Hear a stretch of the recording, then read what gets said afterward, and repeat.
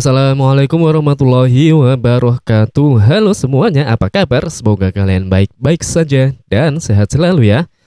Oke, kali ini kita akan kembali lagi belajar mengenal CSS ya. Kita belajar CSS dasar untuk pemula. Jadi video kali ini saya akan meneruskan materi tentang CSS dasar yang akan kita pelajari kali ini tentang CSS selectors. Jadi kemarin kita sudah mengenal apa itu CSS, kemudian sudah mengetahui perbedaan website jika tanpa menggunakan CSS, jadinya berantakan. Oke, kali ini kita akan masuk ke materi berikutnya yaitu CSS selectors.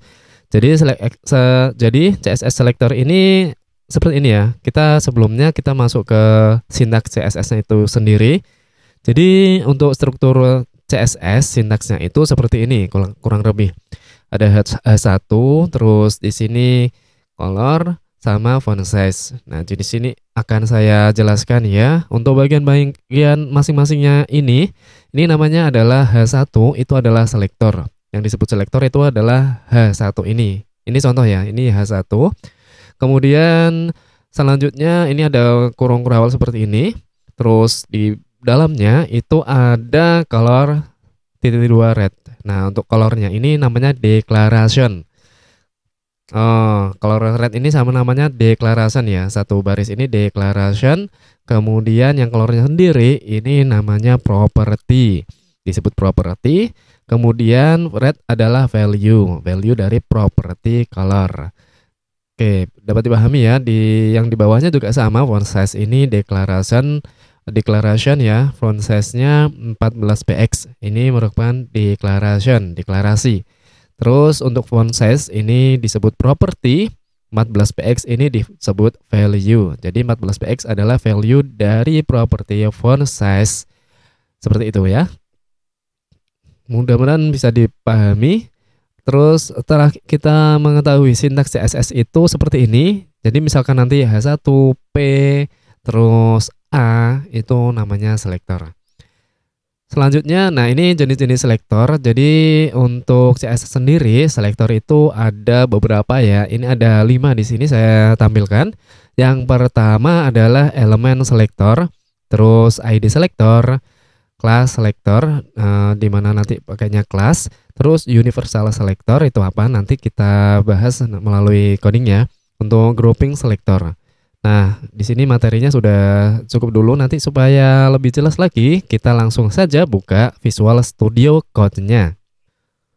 Oke, kita sudah membuka Visual Studio Code-nya. Di sini membuat file style.css. Nanti akan kita praktekkan ya, yang namanya selektor itu apa. Atau yang namanya tadi itu ID selektor, terus class selektor itu apa. Yang pertama, kita tentunya akan mengenal class selector sesuai dengan materi tadi itu H1. Di situ ada color tadi ya, colornya misalkan red.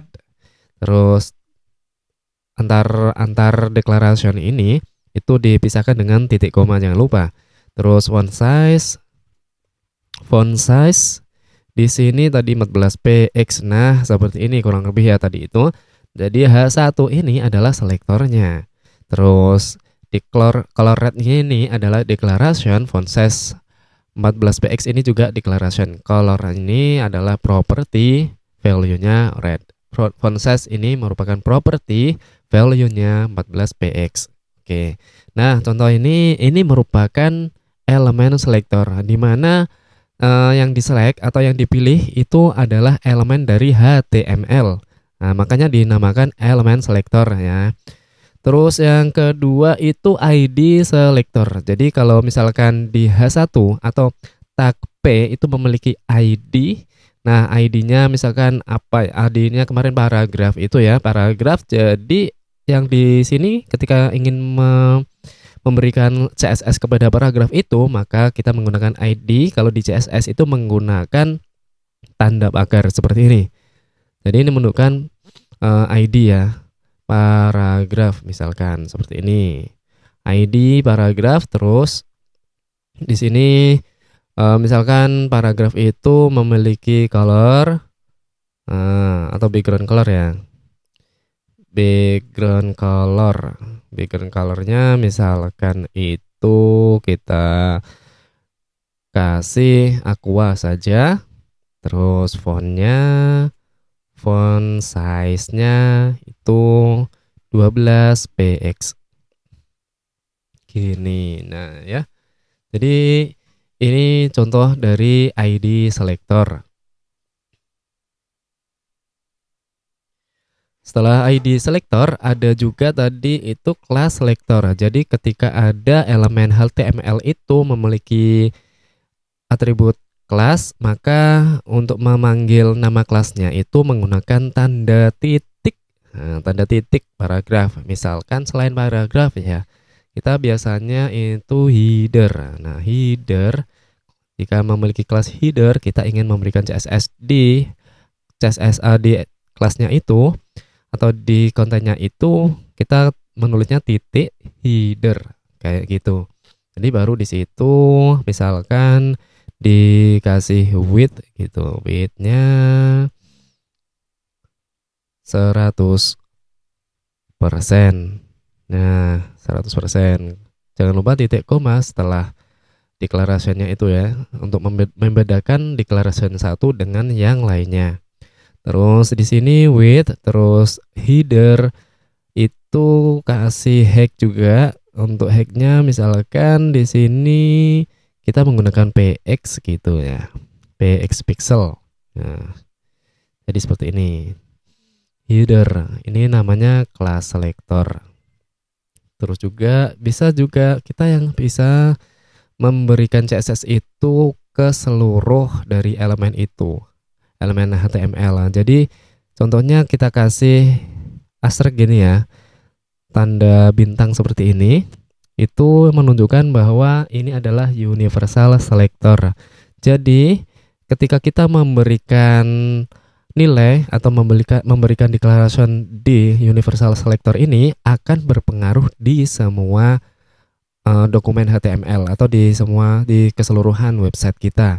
Jadi ini misalkan kayak global gitu ya. Daripada kita memberikannya satu per satu dari elemennya itu, ketika ada yang ingin kita seragamkan di semuanya, maka kita bisa menggunakan universal selector.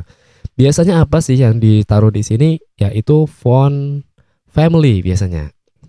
Font family. Nah, font family dari keseluruhan website itu supaya seragam itu biasanya di settingnya di sini. Nah, kalau di settingnya di masing-masing ID atau di masing-masing elemen kan nanti takutnya itu website kita akan bervariasi untuk jenis fontnya, kan nggak lucu ya. Jadi satu website yang satu Aria, yang satu Courier New, yang satu Monospace, atau yang satunya Georgia dan yang lainnya. Jadi kayaknya kurang seragam, jadi dilihat juga kurang pas ya. Nah, untuk itu kita bisa men-setnya atau mengaturnya menggunakan universal selector ini. Font family kita tinggal pilih saja yang sesuai dengan selera kita. Kayak gini. Font family, atau juga kita juga bisa font size-nya berapa. Font size.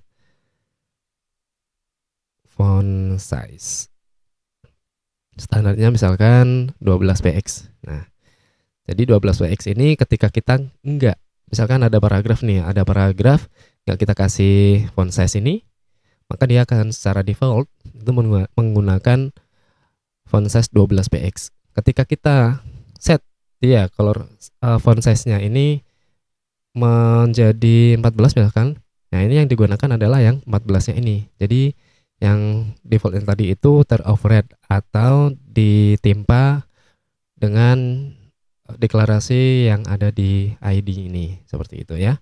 Gitu. Terus selain itu juga ada juga tadi itu grouping selector. Apa sih grouping selector itu? Untuk grouping selector itu kita bisa memberikan beberapa CSS, misalkan satu CSS itu diterapkan di beberapa elemen. Kayak gini misalkan ada H1, kita misalkan ada heading 3 ya, H1, H2, H3. H2, terus H3. Nah, ini supaya mereka itu memiliki style yang sama, itu bisa kita bikin grouping selektor seperti ini. Misalkan di sini teksnya atau colornya kita beri sama ya, colornya kita beri sama red atau blue kayak gini. Nah, gini. Terus font size-nya, font size itu kalau heading, kalau heading nanti jangan dulu. Kalau font size ini biasanya masing-masing ya, soalnya H1, H2, H3 itu peruntukannya beda-beda dan untuk ukurannya juga sama. Beda-beda juga. Kalau kita bikin sama nanti bingung juga, nanti untuk developer yang lain itu akan bingung. Ini fontnya kok sama, padahal dilihat sintaksnya itu H1, H2, H3. Nah gitu, biasanya untuk font size itu di setnya itu masing-masing. Terus selain itu berarti H1, H2, H3 apa ya yang bisa kita seragamkan untuk ininya, untuk groupingnya di H1, H2, H3. Apa ya, kita sebagai contoh aja deh, padding ya, margin gitu, misalkan marginnya berapa gitu, marginnya 10 px kayak gini. Nah ya, biasanya margin ini supaya seragam untuk heading 1, heading 2, heading 3 bisa di grouping seperti ini. Oke ya, kita sudah belajar bagaimana menambahkan selektor atau mengenal selektor. Jadi selektor itu ada elemen selektor, ini yang contohnya. Kemudian ID selektor, ini contohnya. Terus ini kelas selektor, dia pakai titik.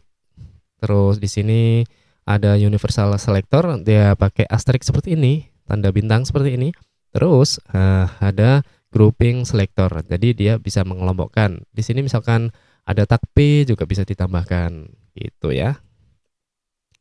Nah, seperti ini, kayak gitu. Oke teman-teman, untuk video ini sampai sini dulu, semoga bermanfaat. Kita berjumpa lagi di video berikutnya.